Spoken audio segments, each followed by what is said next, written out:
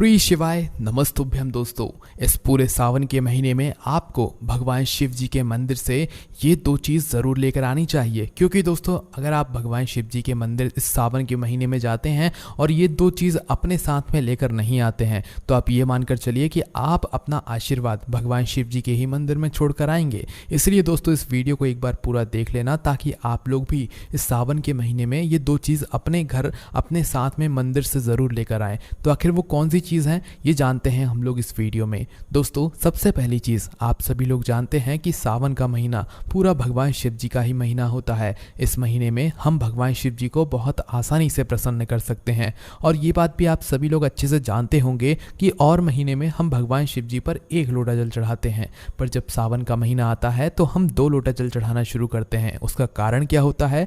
2 लोटा जल चढ़ाने का कारण ये होता है कि इस महीने में भगवान शिव जी पर भार बहुत बढ़ जाता है, उनके ऊपर पूरी सृष्टि का भार होता है। इस वजह से हम सभी लोग सावन के महीने में विशेष रूप से 2 लोटा जल चढ़ाते हैं। पर दोस्तों अब ये 2 लोटा जो जल है इसको तो हम लेकर जाएंगे, पर मंदिर से कौन सी चीज़ है जो कि हम वापस लेकर आएंगे? तो उसके लिए आप लोगों को पहले ये 2 लोटा जल समझ लीजिए कि ये जल आपको कैसे लेकर जाना है। देखिए 2 लोटा जल कहने का मतलब ये नहीं है कि आप 2 लोटा ही लेकर जाएंगे, 2 लोटा के अंदर जल ही लेकर जाएंगे।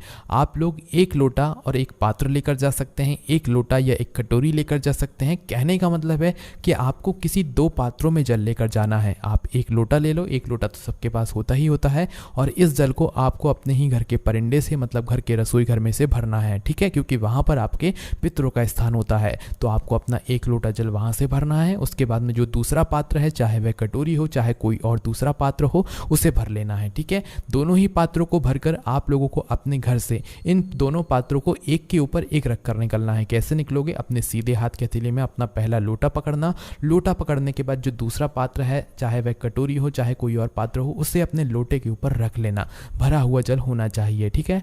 रखने के बाद फिर आप इस 2 पात्रों के जल को लेकर अपने हथेली में पकड़कर शिव जी के मंदिर जा सकते हैं। इसके अलावा जो भी आपकी पूजन सामग्री है, बेलपत्र, फूल, अबीर, गुलाल वगैरह, वो सारी चीज़ें आप अपने साथ में लेकर जा सकते हो। तो जैसे ही आप लोग शिव जी के मंदिर पहुंचते हो, शुद्धता का विशेष रूप से ध्यान रखना, शुद्ध होकर ही उपाय को करना और मंदिर से जो है ये 2 चीज़ ज़रूर लाना, ठीक है। तो करना क्या है, शिव जी के मंदिर जैसे ही पहुंचते हो तो भगवान के दर्शन करना, भगवान से आशीर्वाद प्राप्त करना, उसके बाद में शिवलिंग के पास में आ जाना। शिव जी के मंदिर में सावन के महीने में पहुंचने का सबसे पहला काम आपका यही रहेगा कि आप लोगों को 2 लोटा जल यहाँ पर सबसे पहले जाकर चढ़ाना है। 2 लोटा जल चढ़ाने का भी एक नियम है कि आपको अपने दोनों हाथों में 1-1 पात्र पकड़ना है, क्योंकि सीधे हाथ में तो आप 1 पात्र पकड़कर लाए हुए होगे, पर उसके ऊपर जो आपने पात्र रखा हुआ होगा उसे अपने उल्टे हाथ की हथेली में पकड़ लो। अब दोनों हाथों में आपका 1-1 जल का पात्र होगा, उसे अब शिवलिंग के ऊपर कर लीजिए। आपके दोनों पात्र एक दूसरे के आमने सामने होने चाहिए, मतलब दोनों हथेली एक दूसरे के आमने सामने होनी चाहिए शिवलिंग के ऊपर। उसके बाद में दोनों पात्रों से आपको एक साथ जल चढ़ाना शुरू करना है और एक साथ ही खत्म करना है, ठीक है। इस बात का ध्यान रखना है,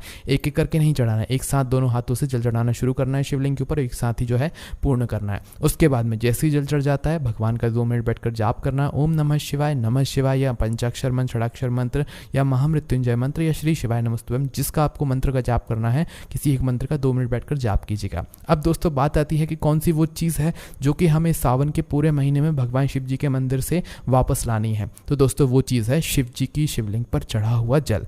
जो जल अभी आपने 2 पात्रों से चढ़ाया हुआ है दोस्तों, यही जो जल है ये जलाधारी से नीचे गिर रहा होगा, तो यही जल को जलाधारी से आप लोगों को अपने पात्रों के अंदर झील कर लाना है। बहुत सारे लोग ये गलती करते हैं कि भाई वो अपने इन 2 पात्रों में से किसी एक ही पात्र के अंदर अपना जो जल है वो जलाधारी के अंदर से मतलब शिवलिंग की जलाधारी से झील कर लेकर आ जाते हैं, पर ऐसा नहीं करना है। जब आप 2 पात्रों में जल भरकर लेकर गए हुए हो तो उसमें आपको दोनों पात्रों में ही भगवान शिव जी का आशीर्वाद लेकर आना चाहिए, मतलब कि जलाधारी से जो जल गिर रहा है उसका जो है कुछ ना कुछ भाग अपने दोनों पात्रों में लेकर आना चाहिए। तो यही वो चीज़ है दोस्तों, 2 पात्रों के अंदर आपको शिवलिंग पर चढ़े हुए जल को जो जलाधारी से नीचे गिरता है उस जल को अपने दोनों पात्रों में कुछ ना कुछ भाग जरूर झील कर लानी चाहिए। भले ही 1 बूंद लाओ, 2 बूंद लाओ, कितना ही कुछ लाओ, पर थोड़ा भाग जो है आप लोगों को अपने जलाधारी में जरूर लेकर आना चाहिए, ठीक है। मतलब कि आपको अपने जो दोनों पात्र हैं, जिन दोनों पात्रों में आप घर से जल लेकर आए हुए थे, उन दोनों पात्रों के अंदर कुछ कुछ बूंद जो है जलाधारी के नीचे आप लोगों को लगाकर ले लेनी चाहिए। उसमें भगवान शिव जी का आशीर्वाद होता है। फिर इस जल को लेकर भगवान से आशीर्वाद प्राप्त करके आप अपने घर पर आ सकते हैं। घर पर आकर आप इस जल का आचमन कर सकते हैं जो आपने अपने दोनों पात्रों के अंदर मतलब कुछ ना कुछ भाग जलाधारी से झील कर रखा हुआ है। इस जल का आप चाहें तो आचमन कर सकते हैं या तो अपने घर में छिड़क सकते हैं, ताकि भगवान का आशीर्वाद आपके घर परिवार में रहे, आप रोग से मुक्त रहें और आपके घर में सुख शांति हमेशा बनी रहे। बस दोस्तों दोस्तों ये 2 चीज़ आप इस पूरे सावन के महीने में ध्यान रखना।